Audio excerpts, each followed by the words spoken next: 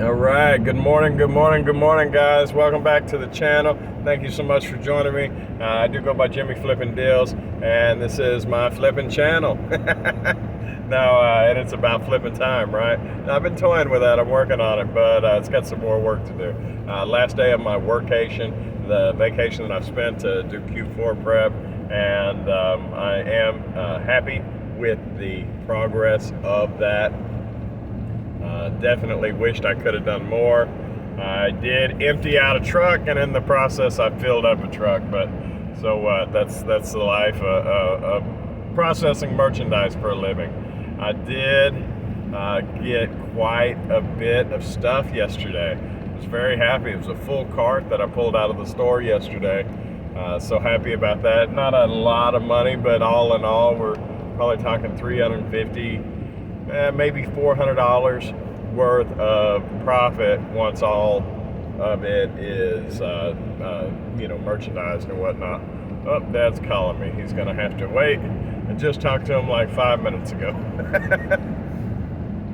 I'll be with you in a little bit, Dad. I can't hit the button or it'll stop this thing. So topic of today's video, just I wanted to throw out a reseller tip.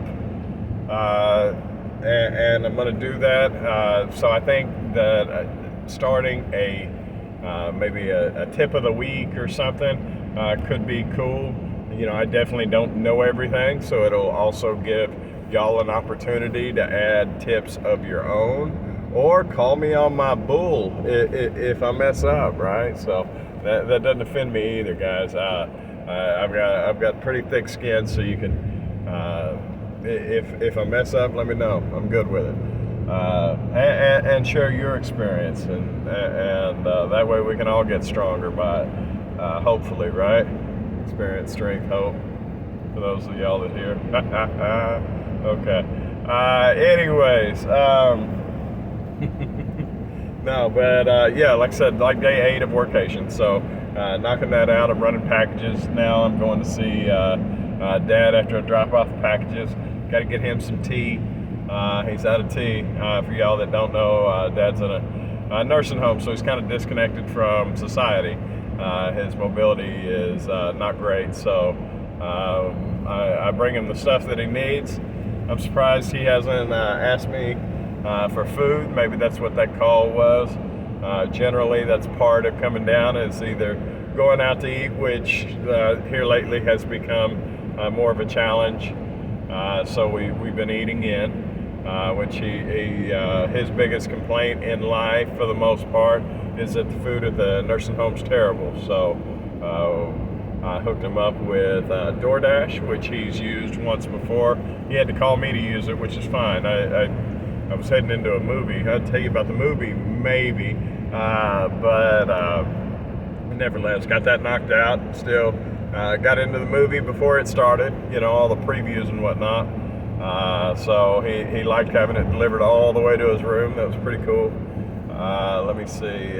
But yeah, going there. Normally I get to spend a few hours with him, and then I am able to hit at least one other store. There is a Walmart in that town. There's also a Goodwill, but in all honesty, right now I'm not sourcing used stuff so much. I hate to turn down a good deal, but at any rate, I may hit there after all. I know I've got a ton of clothes, and I don't even remember which thrift store I picked them up at, but they're still sitting in here because I'm dealing with the new stuff. And the new stuff's turned. I woke up this morning, I didn't have a chance to do them yet, but I've got 4 orders sitting there to do. A decent amount of profit already for the day, so that's always a nice way to start off. They're not responsible to be shipped out till tomorrow. I have adjusted my ship times, where anything after 1 a.m. I don't have to ship till the following day. So basically, it's next business day is the way I've got my platforms running at the moment. So I am excited about that. I actually have kind of a closing time for the evening that's still achievable, even when I have a 6 a.m. End time at my regular job. And I don't know why I'm heading this way, because this is not where I'm going. Half asleep, guys.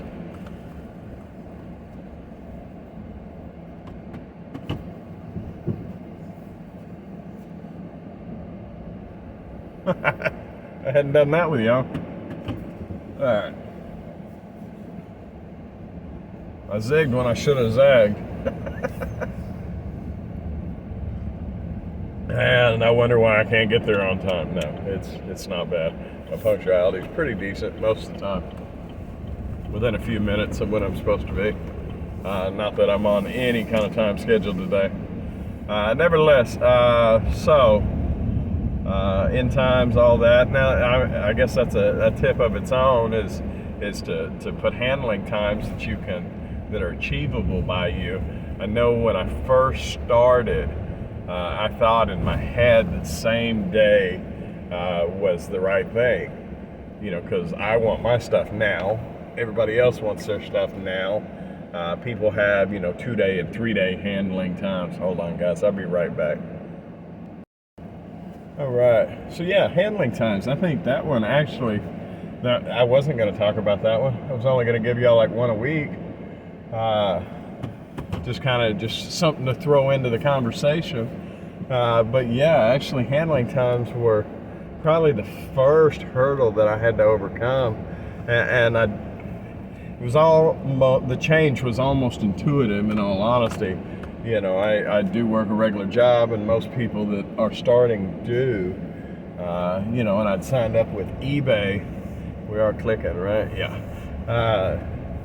Like I'm on my lunch break, and at noon or 1, and I'm 20 minutes from home, 40 minutes round trip, and get a notification as I'm heading out to lunch that says ship today.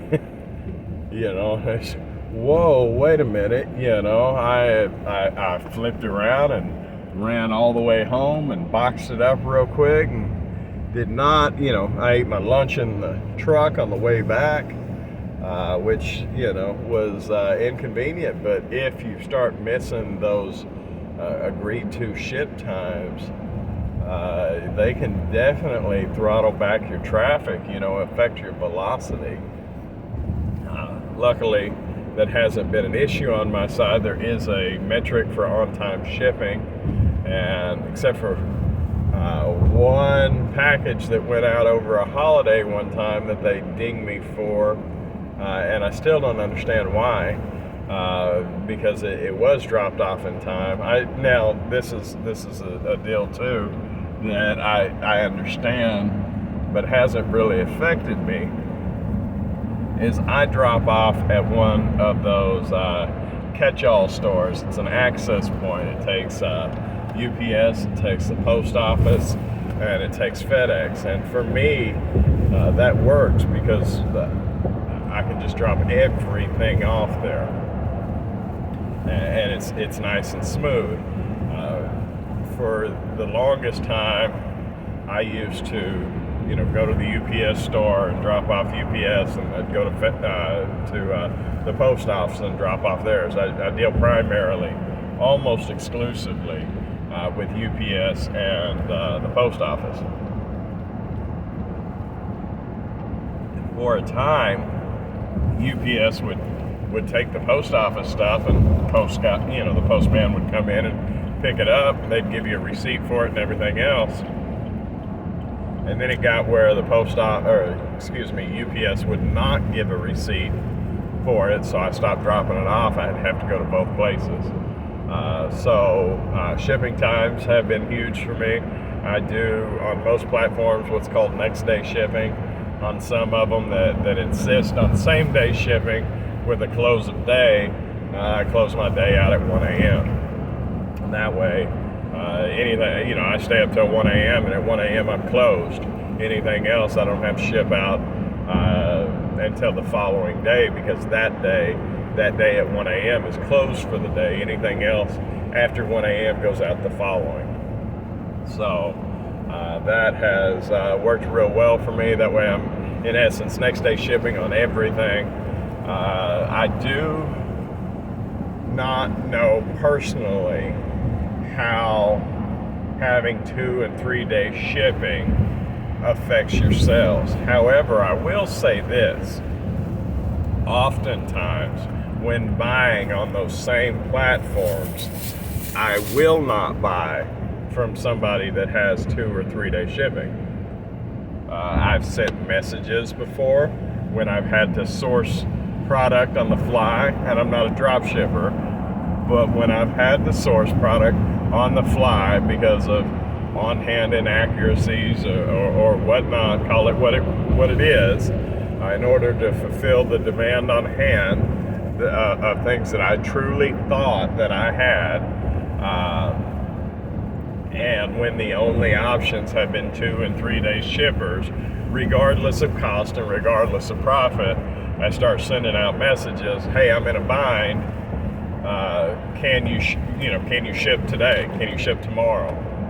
That kind of stuff, in order to see who can get it for me in a timely manner within what I've done. But most of the time, I just put my money with people that say they normally ship within 1 business day. So as a seller, I don't know how that affects people, but as a buyer, I do. Oftentimes, those people with 2 and 3 day shippings just don't get my money, and I know they do it to be more comfortable, but and for me, that's being comfortable with less money. And hey, if you are, you are, but and maybe it doesn't affect you a whole lot. I'm not sure. For me, I know a sense of urgency behind a customer's desire to have my product is very important. So the actual tip that I wanted to throw as temperatures get hot and cold, we're at the point of things getting cold. Those things with adhesives need to come in. Shoes is my biggest thing. In 70-degree weather, in a vintage shed, that makes sense. But too hot or too cold in sheds, I have taken perfectly new shoes that have sat in a shed. I had a girlfriend one time that said, hey, there's these shoes I bought, my ex years ago. They're sitting in there. He never wore them. He never got them. He left them. Actually, I think he's your size. Why don't you try them on? I'm like, yeah, whatever. A new pair of shoes, sure. Because they were decent kicks, right? Put them on, and within the day, my foot's already come through them. Brand new pair of shoes that are 5 years old, but my point is they've been sitting in a shed, and the glue just between the hot and cold dies, man.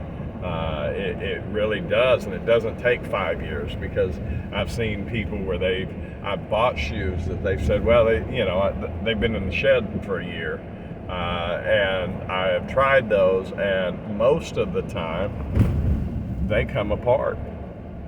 So even a season can do it. So my pro tip, my reseller pro tip, beyond the shipping times for the week, and there's a whole lot more, but I kind of want to pace them out, is to bring those things with adhesives inside, into climate controlled if at all possible, because you're just killing your product. I see these reviews on some of these huge sneaker stores on eBay, and all their negatives are not in regards to shipping or anything else, because they seem to do that very well.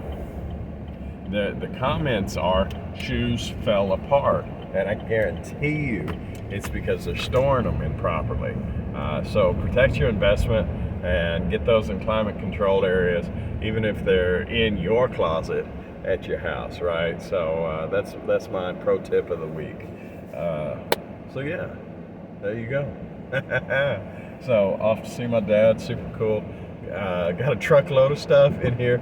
Did not expect that. I should have expected it. But I moved through a truckload of merchandise, and I have another truckload waiting to be processed. The idea was to get empty in this time frame, and I did. I succeeded. Although not everything's processed, a good portion of it is, but you know, I got this thing. I had breathing room. I was happy about it, and now we're full again. The good news behind that is it's moving. So super psyched about that, man. I just, you know, it never moves fast enough. I think the faster I move, like the centrifugal force of the business gets me sitting in the center of it, and feeling like I'm standing still, you know, which just tells me, in all honesty, that I can go so much faster, that the scaling of this thing is so possible, you know. And it's just, it's truly becoming on a different level than I ever initially thought. You know, I see people on YouTube and whatnot where they're, you know, loading up carts, and I went, man, you know, I don't know if I'll ever get there, you know. But the buying power, you know, the more you sell, the more you buy, the more you buy, the more you sell. The buying power of it, and I'm not getting rich, guys, I'm not saying that, but you know, I can now capitalize when there's deals to the fullest extent of the deal. Not let me buy some because I think this is going to be good, and I'll hold the rest of my money until the next deal that comes up. I know 427 pairs of underwear, let's go. 150 pairs of jeans, let's go. You know, 200 pairs of jeans at one time, you know, bring it on. I cleared 5 stores that day. You know, what was that? It sat not too long ago. I had over 100 pairs of new shoes, and I am just waiting. Matter of fact, I seen some on clearance the other day in a neighboring town. They're not where they need to be yet, and they may not ever get there. But after I leave my dad's stay, I'm taking the long way over there to see if I can't buy as many as I can fit in here, and I think I can fit at least 30 pair in here as it sits right now. And given the opportunity, I kind of, although I didn't hold back on the sales that I bought of those shoes when they went clearance, one, I wondered if they'd sell, and two, I didn't go hunting for them as much. I did hit, you know, 4 or 5 different stores in a day, seeing what I could come up with. But you know, like when some stores since then had done clearance in different departments, you know, my record is 17 stores in one day, just going in, you know, focused attack on the stores. And I mean, in a good way. I'm paying, I'm buying, I'm doing everything the right way. But I mean, focused attack on the specific products that I know have just gone clearance. You know, they're clearance in one store, and I hit until I close the stores down that day. You know, and fill the truck up. So I didn't do that, but next time I will. You know, I know what sells, and it's time to go get it, right? But on a much bigger level than ever before. You know, how do I make my business 10 times as big? Well, one thing that has to happen is I've got to buy 10 times as much. It just does. Now, if you buy the wrong things, you're in trouble. But when you know what sells, one way to get your business 10 times as big is buy 10 times as much of the right stuff.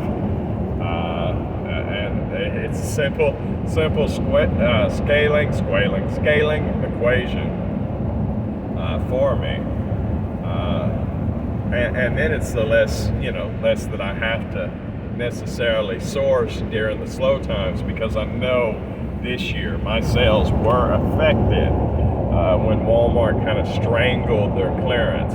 Now I went to used stuff, and I had made a decent living on the used stuff when Walmart and Target kind of locked it down for a while. They put the iron gloves on it and wasn't letting nothing out.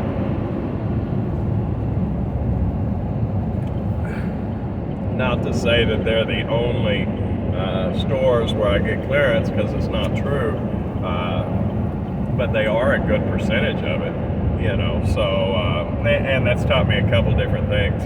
You know, like I say, I've been focused on replenishables. I do believe that that is in the cards for me, whether it be private label or getting hooked up with distributors on certain products to start out with.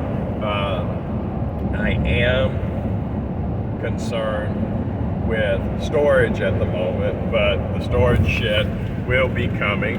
I want to see where I'm at with storage as business slows down, and you know, if business takes a dip after Christmas season and gift card season and tax season, in that dip, I want to see where I'm at, where the slow months actually put my pay now. But in all honesty, and I need to wrap my mind around this too, that even the slow months, they're few and far between, and the big months definitely raise the bar for the rest of it. So I just need to take account for it. You know, I have done so much internally this season with buying hundreds and hundreds of dollars of more totes.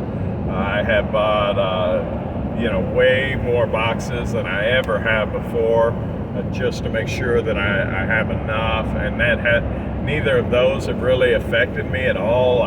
They just went. I bought, you know, a year's worth of bags compared to what I bought last year. Plus, I bought alternate sizes now that kind of actually will save me money long term. Not a lot of money, but money and time leads to more revenue coming in, more profit, operating profit at the end of the day. You know, when you can affect the top line, it comes out on the bottom line. So happy about that. But what I'm saying is those monies didn't affect me, and I just need to realize that in the grand scheme of things, what I'm trying to build is roughly 600 to 750 square foot, not big, but I am operating the business that I am, which is doing quite well, out of about 150 square foot stacked high. But that would open up the possibilities, you know, exponentially, and give me literally 4 to 5 times as much space on the ground floor.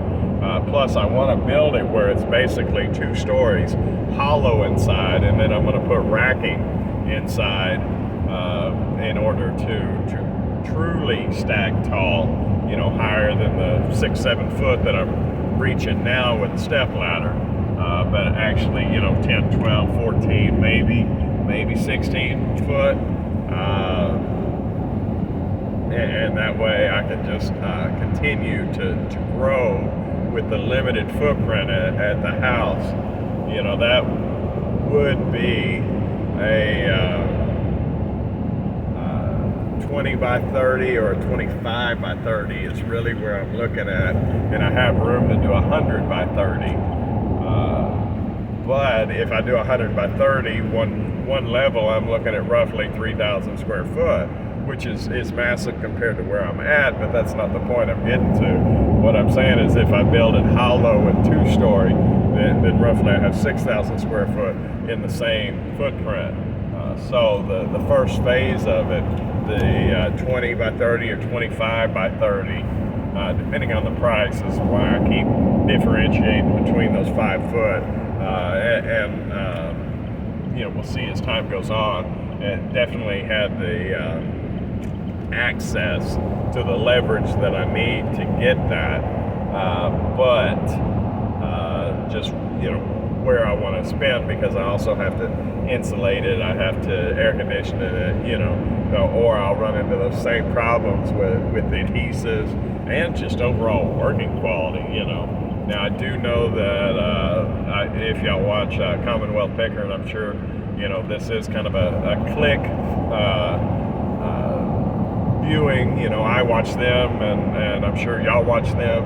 Anyway, with his new shed, he's putting solar panels all up on it. I have thought about, because of the way the sun is, most buildings are like this, right? I mean, am I showing you right? But, a peak on both sides. But by the way the sun is, if I put everything, on one angle, not only could eventually I take up the next 30 foot of my yard with the opposite side, which if I did that, I would no longer be living there because I'd have no yard or anything else. But feasibly, it is there. But if I start with just that one side, that would be the sun-facing side, and the whole rooftop could become solar panels.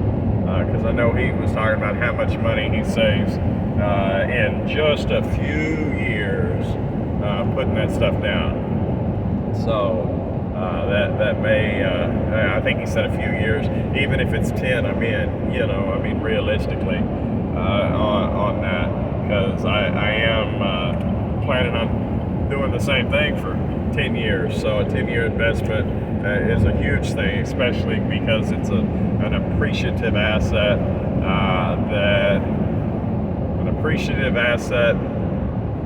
and I'm not a tax advisor, so an appreciative asset that can depreciate over time.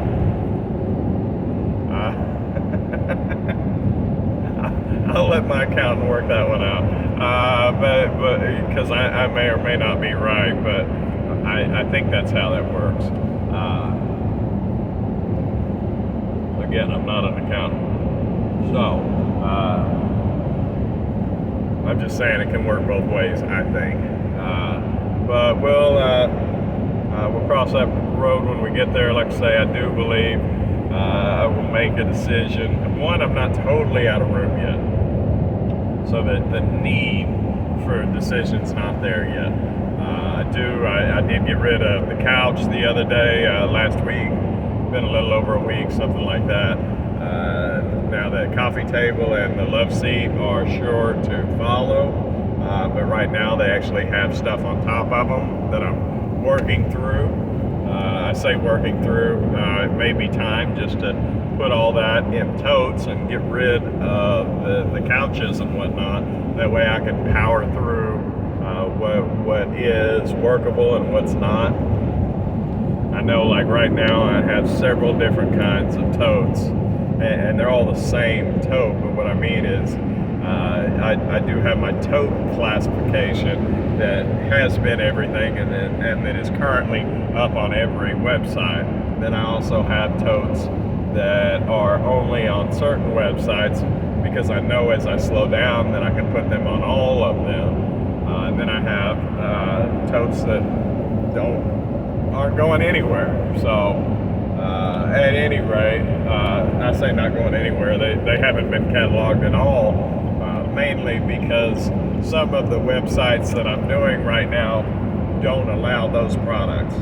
So as I work through everything on the highest velocity and work down, they will get worked. They're just not there yet.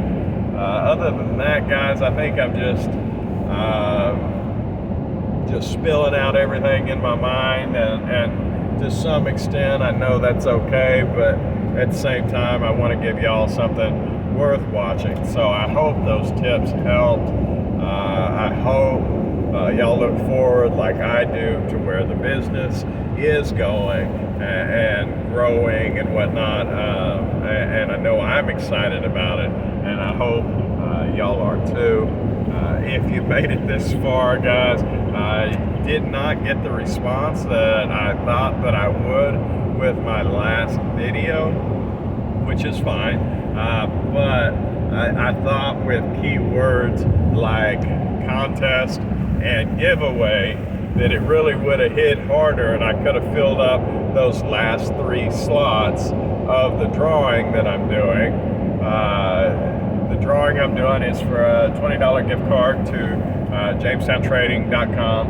There's 500-600 products there. I'm I'm sure you can find something you like, and it's absolutely free. The $20, you can definitely buy something and not spend any money.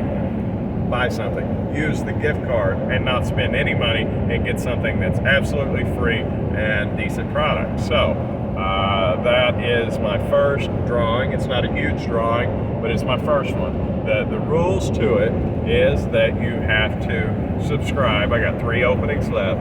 You got to subscribe and comment the word giveaway. So if you're interested in that, 2 people have already commented, and we're waiting on the other 3 in this super small channel to hit giveaway and the subscribe button. That's it, guys. So if you made it this far, consider doing that. Consider like, commenting, sharing, subscribing, all of that good YouTube mumbo jumbo. Y'all have a wonderful day. I'll talk to you tomorrow. Bye.